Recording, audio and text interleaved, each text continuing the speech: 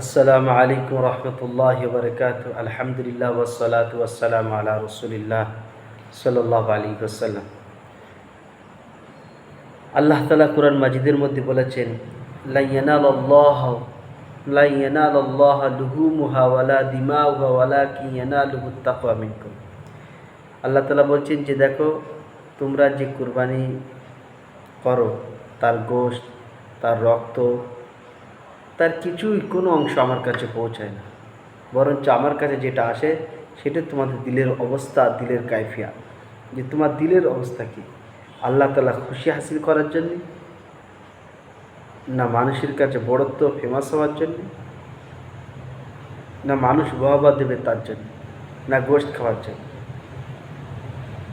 হাদিস আন আবি হুরায়রা রাদিয়াল্লাহু তাআলা আনহু قال قال رسول الله صلى الله عليه وسلم إن الله لا ينظر إلى صوركم وأموالكم ولكن ينظر إلى قلوبكم وأعمالكم। হযরত আবু হুরায়রা রাদিয়াল্লাহু তাআলা আনহু বলছেন যে রাসূল পাক সাল্লাল্লাহু আলাইহি ওয়াসাল্লাম বলেছেন, নিশ্চয়ই আল্লাহ তাআলা তোমাদের সুরতকে দেখেন না,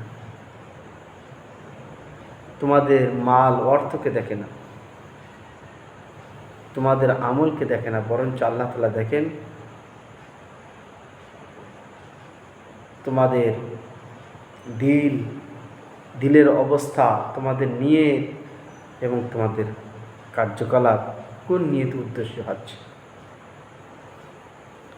ওই জন্যই আমাদের প্রত্যেকটা কাজ নিয়ত শুদ্ধর সাথে করতে হবে, যে আমি এই কাজটা করলে আমার আল্লাহ নারাজ হবে, এই কাজটা করলে আমার আল্লাহ নারাজ হবে না খুশি হবে।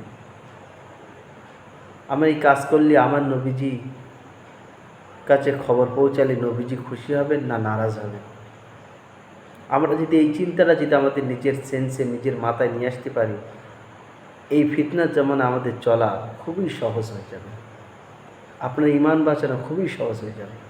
আসুন আমিও আপনি ঈমান বাঁচাই এবং অপরকে বাঁচাবার জন্য চেষ্টা করি, ইনশাআল্লাহ।